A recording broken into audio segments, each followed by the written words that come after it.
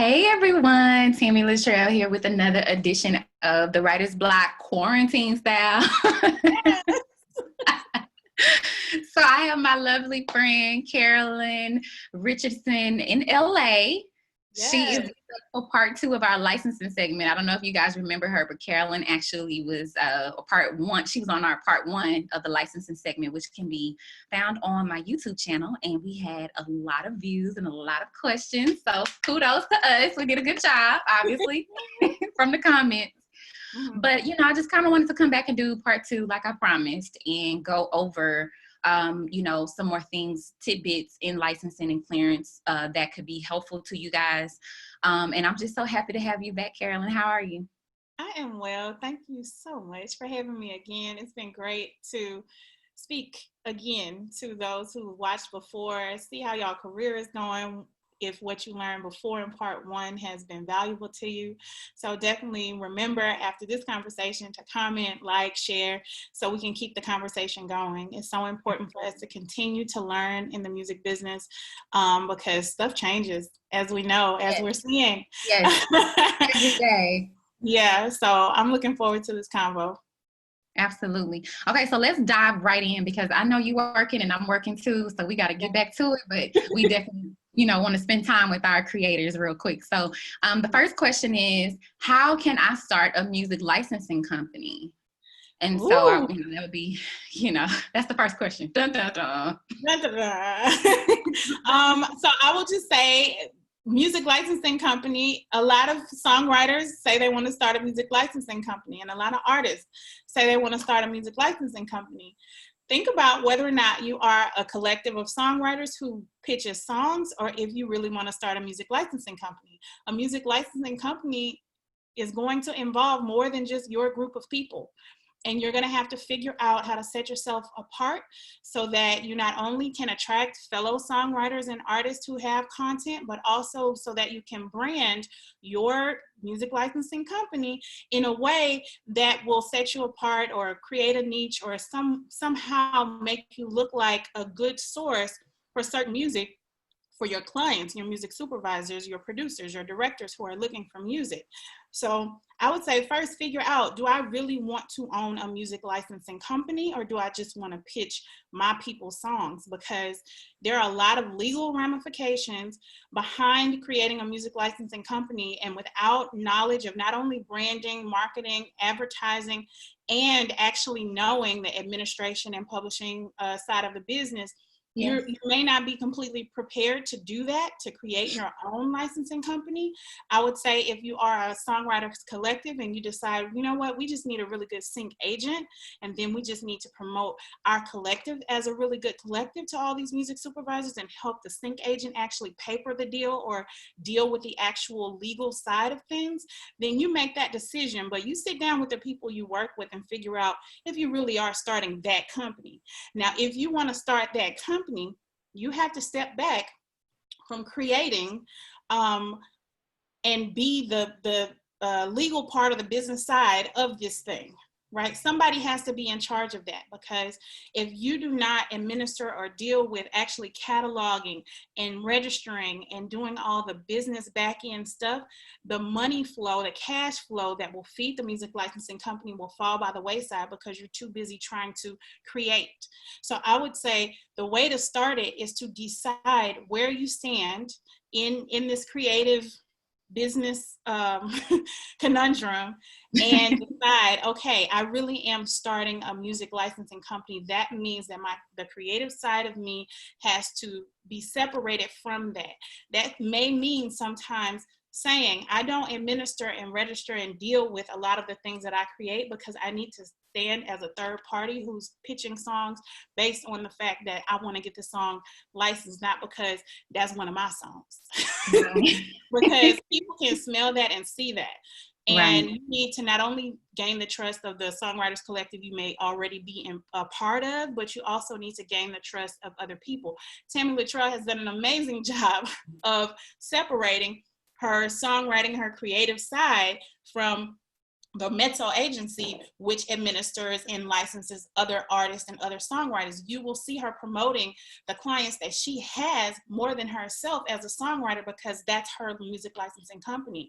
So take a page out of her book and say, how am I going to separate this thing? Whether it's changing names, like we said, the Mezzo agency is completely different from Tami LaTrell as a songwriter. So separate your business from your creative first. That's the first thing you do. Secondly, you need to actually find a music licensing company that you want to model yourself after. Again, we're not creating new wheels up in here, okay? Everybody has done what you're trying to do before. Nobody's saying you can't add your own flavor to it, but you need to figure out, who do I want to model myself after? What are some other emails or different things or ways people are pitching that I like? How can I tweak it and make it my own? How do I want to create a catalog that people are interested in listening to month after month as I add songs to it? So that's where you start. I don't want to, keep going, but that is a lot, and that's really good information for them to get started. Yeah. Awesome. Okay, cool. Well, hey, we're going to hop right on to the next question. That was a lot. I'm like, ooh, okay, I need to pause. I need to stop myself. I said, wait a minute now, I'm giving them all the goods. Yes, we want to give the sauce. We want to give the sauce. Okay, so the next question is, hello, how do I partner with other film and TV production companies? That's a loaded question. We've all said before, relationships, right? So you have to find a way to meet these people. Now, it used to be conferences and festivals and film festivals and other film markets is what they were called. But now things done changed. We gotta get super creative. You gotta get creative, and you probably literally have to now do the whole social media thing to a whole nother level and figure out who's working on what. You may have to start following certain hashtags of certain films you want to look for, certain production companies, and try to find who these people are and just compliment them all the time. Ask them who they're working with music wise, and try to get in where you fit in, because meeting face to face seems like it's going to be very limited, and people are going to be even more leery of meeting new people, bringing new people into their offices whenever you actually start going into the office again. Whenever I didn't even think about that. Look at what's taking lunches again. Whenever we start doing all the things we do, it's not going to be like it was before. And so you're going to have to figure out how to actually connect with creative people, probably on the ground level, and grow with them and meet their mentors and try to grow in that way. This is going to be from the ground up from now on, I feel. I think it's going to be harder for you to start off with the big names. You're going to have to find people starting out, people who are just cameramen, people who are editors, people who are generally available to work with a lot of different production companies, and literally ask them, how'd you do music for when you worked on that project? How did you do music when you worked on the other project?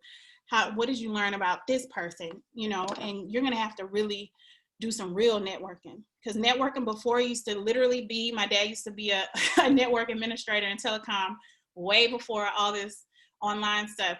And so you literally had to reroute all these cables to the right server for certain things to work. So you're literally going to have to reroute yourself to make that connection to every little piece that could possibly communicate to each other, if that makes sense. And it's not going to be as easy as it used to be. Okay? It definitely isn't, but you guys can do it. And, it's just going to take hustle now more than ever, and also being innovative and coming up with, different creative ideas, because, we got creative once the internet came and found new ways to, make things happen. So, this is just another part of the change, another part of the business. I always say, change is inevitable. It is going to happen regardless. And so it's all about how much you are able to flow with the change. Yeah. Okay, so our last question is, where do songwriters go to shop their songs? Well, again, things are changing now. People are creating these virtual parties now. So this is just a free game for y'all, right? So everybody sees that a lot of artists are doing this, but now listening sessions, while before people would pitch these listening sessions and beg music supervisors and other people to come to them, well, now these listening sessions are online and they're on, these Zoom meetings, and we all congregate and we all listen to all these different kinds of music. So now your thing will probably be to get connected to an influencer or an A&R connection or someone who would be willing to allow you to be a part of a listening session with a bigger artist. It's kind of like the equivalent of what used to be open mics, but then there'd be like a featured artist, right? You'd go to the open mic because you knew everybody was there to see the featured artist, but you hope you got heard. You're going to have to start doing that. If you see big name sessions coming up, you may have to jump into somebody's Instagram and ask to be a part of their live video and hope they let you on and pitch yourself as a creator or as a music licensing person. Now it's time to get guerrilla. If y'all have never heard of guerrilla marketing, yes, what we used to do, actually, this is one of my first jobs in the music industry. Outside of a concert, we would come out and we would pass out our CDs and our flyers. And I know I'm saying this like some people don't do it, but some of y'all ain't never done that. Some of y'all ain't never came up to folks face to face, so you can't obviously do that anymore. People are not taking flyers out of people's hands anymore, especially with everything going on. However, online, you can definitely do that. You can comment, you can leave links, you can DM people, and you can call people and just say, hey, I want to be a part of this. I think we align, we have the same messaging, we have a similar sound, and I just want to do a session. Do you want to do a joint session with me? And you kind of pull your resources and try to get people to listen. That's how you shop songs now, because everything is changing. Nobody's doing showcases. We probably won't have showcases for the longest time. Yeah, Just everything is going to be different. The way that I could tell you, I would have told you how to do stuff a month ago is now completely different. So even what I'm saying is like, I think this is what we should be doing. Yeah. I mean, and within reason, I mean, we still have social media. As long as we have a good Wi-Fi signal, at the end of the day, you can use your internet service and your social media accounts as your tool of promotion, I will also say something from the old school part of music business, but get big in your area, if that makes sense. Rep your city. A lot of people get on social media and they just talk about themselves, but they don't rep that they live in LA, or they don't rep that they live in Chicago or whatever. And if you notice, a lot of people, when they start getting famous, it's because they rep their city. They rep, I'm from H-Town, I'm from Memphis, I'm from whatever, and people come to know them. Oh, that's that chick from whatever spot that you were associated with, rep it, because people are looking for, well, who's hot in the area? Mm-hmm.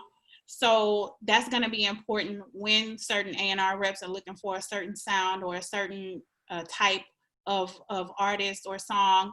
They're going to be like, well, who's hot? Who's doing what's going on in Miami? What's going on in certain cities? And so if you rep yourself as the Miami songwriter or the whatever, you know what I mean? Whatever those different genres that are really popping or culturally important in your area, if you do that, you'll start to meet other people and kind of create your own sound that can be localized, because that's the good thing that's going to come from this, is people are going to care more about what's going on within the 10 or 15 miles they're in than they are nationwide. Like everything's about to go back to community, family, round the corner type stuff. When people start actually getting out of the house, drive-by parades is finna get popping again. Like, it's about to be weird. Oh, what a time we are in. So I, just talking about that and just thinking of other ways, obviously people are just trying to find opportunities. And I always look at, my platform as being able to educate, empower, and provide opportunities or information, that can be resourceful for them. And then one of the things I thought about was I created this list that I posted on Instagram, and it has all these different agencies I don't know if there would be agencies more so than companies that will allow you to advertise your songwriting service in exchange for money. So similar to like Fiverr, if you're actually going to go book someone, or if you are a developer and you provide the service, you can actually have people book you on Fiverr in exchange for your work. And Yes. so I know Sound Better is on there and a few other sites are on there. What do you think about those sites? Well, I will say, because I'm like old school, I'm not familiar with a lot of these sites, because I've created relationships that I kind of keep going back to, and I almost learn about new people through referrals more than I do from these new sites. However, I've seen a lot of reputable songwriters on some of these sites. And what they are doing is creating a different and a new stream of income for themselves. And what they're also doing is they're creating a way to say yes or no very quickly. Yes. So when they have a hard time, whatever, you might see a big name producer, come out like, I'm offering beats. And then the next 6 months, they not on there no more. Right. Another thing I thought about that too is like, this whole opportunity to be able to advertise yourself, showcase yourself as a writer, it just creates so much volume and access that you probably wouldn't have had if you were just sitting around waiting for somebody to knock on your door, but this platform specifically is for songwriters or people who are looking for songs, people who are looking for tracks, and so I think it's a great opportunity. I think it's a great platform, as well as the other ones that I listed. However, there are a few on there that I did notice who were more licensing companies. And so there were a few who were like, hey, you own all your copyright and your ownership. We're just going to charge a fee, and we take our commission off that fee that we, break with you. But then there were some companies that were saying, no, if we use your song and it gets imported into our music library, we'll pay you a fee, but we will actually own the rights to the music. And so I'm kind of like, hey guys, this is just a list. If you want to participate and sign up at your own risk. Don't blame me. Right. But I still wanted I still wanted to post these sites because, hey, you never know. We're in hard times right now for some people who have just been working full time as songwriters, or who were really looking forward to being able to quit their jobs to work full time as songwriters. And now things have just changed in the economy. So I'm just, trying to provide the outlet and information. What do you think about that? I think that it's definitely a way to increase your streams of income, to supplement what you're already doing for your personal business, and kind of tag along with some good places that are in a lot of ways are like open houses, right? They're like open houses for songwriters and singers and demo singers. Like, everybody is just like, okay, I'm going to sign up here because that's where everyone is. And so it's a good opportunity to happen upon collaborators that you otherwise probably would not have a hand in. It's also a good way to do some recognizance. So if you see someone else's songwriter profile, regardless of whether or not you get other people to actually buy your songs, you can look at their profile like, that's what I want my profile to look like next year. Right. I want to have this many songs on it. I want to have this many credits or whatever. So these are good places, because I always tell people, go on LinkedIn and find someone's career, in the title that you want, and see what their previous jobs were, see what some of their accolades are, see what organizations they're a part of. Because again, we're not recreating the wheel over here. Right. We're going to do what somebody else was doing, but in our own way, and put our own fingerprint on it. Absolutely. So that's my suggestion. Obviously, like Tami said, watch out for the rights that they're taking. You are a songwriter, so one song is not going to make or break your ability to create another one. So remember that. Don't hold on too tight to every opportunity and try to think that one song, why they want to pay me this amount? That ain't enough. I don't want them to take my rights. Make a decision. I'm gonna allow these types of rights to happen for one or two of my songs each year, or I may go with a low fee for a certain song or singer or whatever 3 or 4 times a year. And just create limits, create boundaries, so that you stay open and you stay available, because some of those, like, what look like nothing opportunities could be your big break.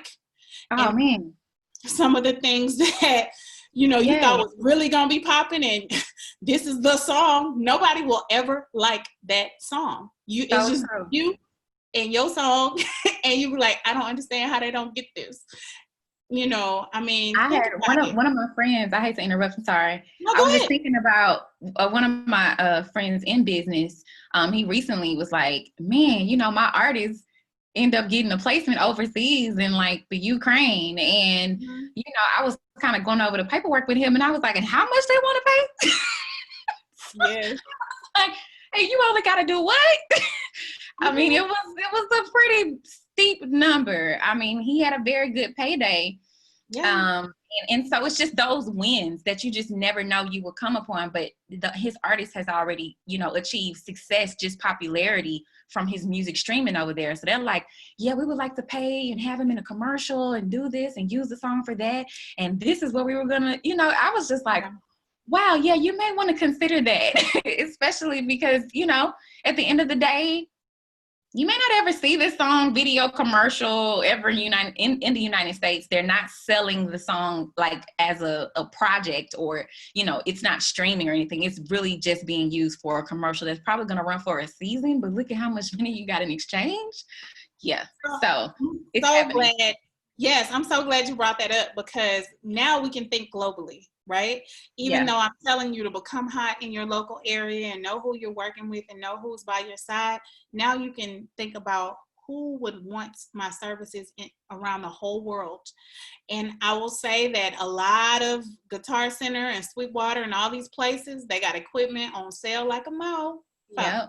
So buy your equipment, get your stuff right, get your stuff sounding right, figure out the new way that you're going to do things. Obviously, you can't go to the studio the way you used to be able to go to the studio. You can't go to the rehearsal place the way you used to be able to go to a rehearsal place. If you're in college, you can't go to the college campus and they don't have all that stuff. So figure out who and how can I work with stuff. There's some people who are borrowing, like literally shifting equipment between different people so that they can create, and then returning the equipment and doing almost like kind of a rental thing to try to keep studios open, because you can't go to the place, but you can take the equipment between different creators' places. So be resourceful.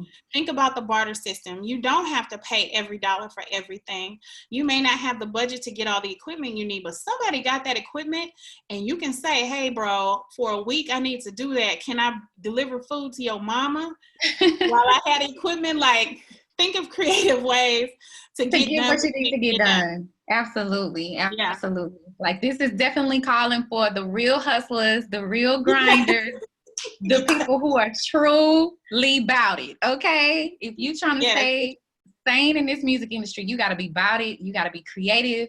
You definitely have to be innovative and constantly, like, you know, hustling, just trying to keep your career alive. So that was great. I wanna quickly say one thing, because I just thought about it. So, like, I know this is springtime, or technically when we're recording this, it is springtime. It's during the quarantine. Hopefully it'll be over.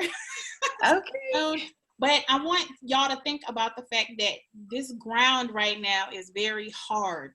This is rough ground. But if you till the land and break up this ground and plant them seeds, like, because it's raining so much, it may take a long time for them to break, but what you plant now is gonna last and be so successful and so how can I say, fruitful, because so much has been torn away, right? So you're not building on prosperity. Oh, did we lose Carolyn? Yeah, so much has been torn out of the ground that now what you plant is going to be something new and prosperous and fruitful if you do the work now.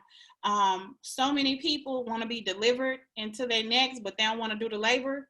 Can't have one without the other. Do the work. Right. Do the work. Do the work. I love that. Okay. So let's shift gears a little bit. I know that she's like, what are we about to talk about? So I want to kind of like go into like the day in the life, if that's not too intrusive. Let's do it. like, you know, just tell me what your day is like, you know, working, you know, in music licensing, supervision, clearances. Like, tell me what that world is like. The beauty of working in clearance and music supervision and music licensing for television and for film and for web series is that it's varied. Some days I'm a creative and I have to figure out what certain producers want. Some days I'm grinding, trying to get a negotiation through. Some days I'm purely Mrs. Paperwork and trying to get everybody paid and making sure I received all the invoices. So I would say a day in the life is everything, is people asking me for music. Like, we literally work with every level of personnel. Wow. And that's what makes communication so important. That's what makes tact. You have to be tactful at every level. There might be some little small 1% songwriter holding you back from getting this big song into a show. So you and your attitude and you know how you respond can make or break a whole, you know, placement, and that goes on both sides, right? So if you're a songwriter and you're not checking your email, and I'm over here like, you haven't responded, and they're like, well, I need the clearance today, and then you'll never even know that you lost out on a huge opportunity because you checked your email a week later, and I'm like, we don't need that no more. Yep. So and y'all don't have time for it, like you were saying on the other video. It's like, man, we're trying to just fit the need. We need a song to go in this space. Yeah. So if people are not responsive, then y'all just have to move on. Yeah, and it's nothing personal at all. It's nothing personal. And you have to know that too. That it sometimes it's not even your music. I think I said that before too. Sometimes it's not even that y'all's song wasn't the best. It's just easier to clear and quicker. And they're already in our system to be paid. And they get right back to us and they send us all their assets and they have an instrumental. And I mean, little small stuff. They sent us the cue sheet info. Little small little things make you look more apt to work with business wise. So yeah. And it makes the process quicker, you know, easier to. Oh, and can I say, please get a business account. Can I just, I know this has nothing to do with anything we're talking about. Get a business account. Business bank account? Yes, a business bank account. Yes. Get a DBA if you haven't already incorporated yourself or created an LLC. But at the very least, get a DBA and get a separate bank account for all your music dealings. It's just important. I don't know what else to. It's just the basics. It's the music business basics is to have your own company as well as your LLC, your tax ID, and your bank account. And you need all three to really function and be legal, you know? I just needed to say that. Yeah. So that was a word for somebody who's watching this video. All right, cool. So look, I know we can talk all day because, you know, we friends. So, you know, we can go on and on, but because of the sake of time and what we both have to do, I wanted you to close with, you know, just some words of wisdom. You know, I know that you are a mentor for a lot of people in the industry, or, you know, people who are coming up in the industry. You have mentees, but, you know, what are some advice that you can offer to people who are, you know, just on their own? Because I think with the audience that I have, we have incredibly talented people who are watching and tuning in to my shows and my social media. But a lot of them feel like they just are out here with no support and, you know, no assistance. They don't know when they should actually look for a manager. Right now, they're kind of managing things on their own because they're not really generating a lot of revenue. But the goal is to get there, you know? How would you, or what advice would you give them on this journey, and, you know, how they could actually, you know, implement, you know, what ideas do you have that they can implement to be able to, you know, help them move along easier, you know, through the industry? First, I'm going to say we have been there. I have been there. Tami has been there. Absolutely. Feeling like we are the only ones who care about our own success, and feeling like if people help us, they're somehow maybe trying to take advantage of us, maybe somehow may take something from us that we shouldn't have given up. that is the biggest thing to overcome. Overcome the thought that people are out to get you. Yeah. Because you do need help and you do need other people. Yeah. Secondly, in these comments, right? The comments that you see on this video, the other comments that Tami has, those are people who are like you.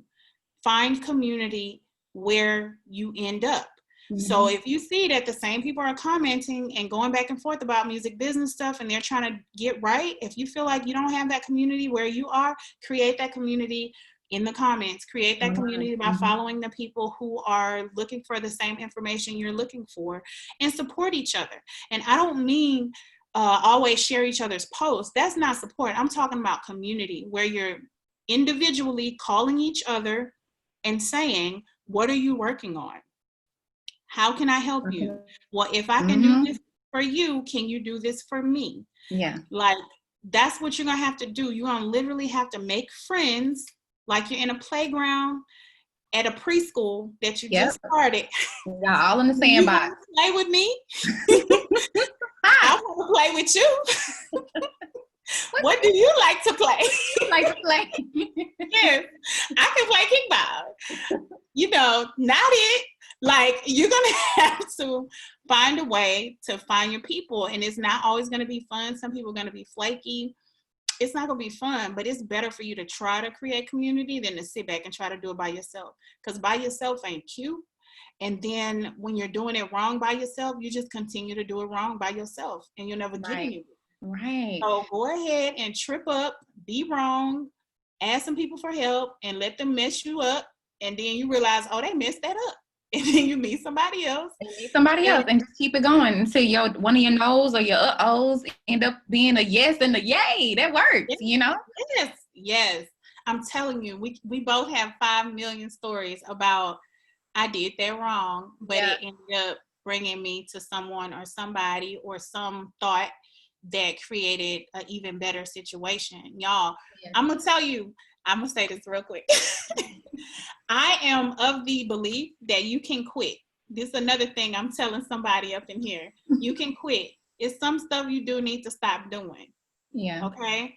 So whatever is, if something don't feel like it's working, you can quit.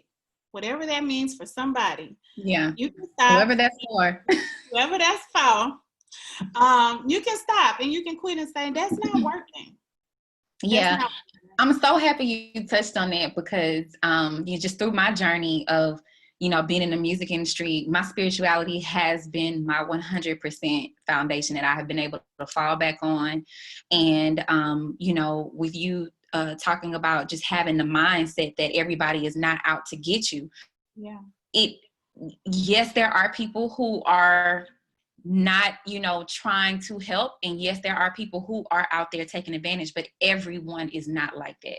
And I always say, go where the love is. You know, when you see that you have support from other music creators that are commenting on your page, leaving comments, go and check out what's going on their page. See what they're playing. You know, if they're a music creator, see how they sound, listen to their music, like their posts, leave comments. And then, like she was saying, create the bridge there and start reaching out and DMing and, you know, just trying to set up some time. Just as, you know, we do in business, we get introduced or referred or find out someone on discover someone on LinkedIn that is, you know, relatable to what we do, and we reach out. And so it just has to be the same way. And it reminds me of the whole point of me having this platform of speaking to creators, saying you just no longer can just be creative anymore. You have to put on multiple hats. And this is the perfect example as to why. And then even in your mind, your mental has to be healthy enough to where you are empowering yourself. You are believing in yourself. I do affirmations every single morning. I have to do it. It's just a part of my ritual every morning when I wake up to really speak to myself, you know, to know who I am, to know to whom I belong. And I speak those things over myself. I have my daughter doing it as well, because therefore I'm not pulling in, you know, what other people may say about me. It's not affecting me. I don't care because I already know who I am. And then I'm not seeking the approval of others more so than I'm just flowing in my being. I'm being creative. I'm putting on my business hat when I have to. I'm helping others. I'm empowering people. And I'm talking to incredible people like Carolyn to help you know, help just push everything forward in Yeah. areas that she specializes in. So it really is just a part of a flow. You know, it's a flow for me. And like she was saying, if you are thinking that something is just uncomfortable, it might not be where you need to be, it's okay to just walk away. It's okay to quit. But of course, you want to, you know, think it through as to why. But how do you feel when you're here, when you're at this place where you're uncomfortable? You know, are you activating your best self? Are you being your best self? And so I always try to, you know, fall back on my foundation, my spirituality, to really help me in decision making, even with people. Because sometimes people are just toxic and unhealthy for you. It's not even just the circumstance. It could just be people. Listen, shout out to Jonathan McReynolds. Woo, that's people. And so, yeah, I mean, I just love that you touched on that because, you know, creativity for me is spiritual. You know, you have to feel good and you have to flow within your being, you know, and everything that God has given us is going to come out, you know. And so, yeah, girl, I can go on and on, but I just had to touch on that. That was a moment. Yes. Yeah, I mean, just be true, because it all comes out in the music. It comes out in the way that you talk to people and how you run your business. If people see your desperation, they see that you're just trying to make money, but you don't really have a real path or a purpose to what you're doing. Like, people can see and smell all of that. You do not have to force anything that God has already given to you. Yeah. And so please believe that the part of being given something is that you have to show up to receive it. So we're giving you information so that you can show up to receive it. But if you know that it's being given to you, act like that. Yeah, absolutely. I came here because I'm supposed to be here. Yes, absolutely. Like, if you go to the food bank, they giving out food. You supposed to act like you came there for food. Absolutely. And take the food. Like, don't roll up like. Right. You want to take it? Consume it. Ain't nobody even come up to me and tell me that they was going to give me no food. You at the food bank. Honey, no one owes you anything. That's what I always say. No one owes you anything. If you want it, you need to make yourself present for it and be ready to receive it. And people ready. Well, thank you so much, girl. I'm happy we were able to circle back. I know life sometimes gets ahead of us and gets in between. Yes, it's like 2 years. It's been like 2 years. Yeah, it didn't even feel like it. But I'm so happy you were able to take the time out and let everybody know how they can follow you online. Yes, at Music Carolyn on Instagram. LinkedIn is my best contact. I'm just Carolyn Richardson for the moment. And I think you guys can find me at Music Carolyn. I don't post a lot, but I'm very apt to help people. I do consultations, so you can go to Music 4 Scenes. That's music, MUSIC, the number 4 scenes.com. And you can actually get a consultation there. You can click on everything and see what I offer. Other than that, please be authentic, be you, and be successful in the way that you know how to. Oh, I love that. I felt that. Thank you, friend. That was for you. That was for you. All right, guys. Well, we are going to hop off. Make sure you guys stay tuned. I will drop Carolyn's information on how to follow her also in the bottom of this video. Please also like, comment, subscribe. Trying to get my subscriptions up. And I will see you on the next video. All right. Take care. Love and light. Bye.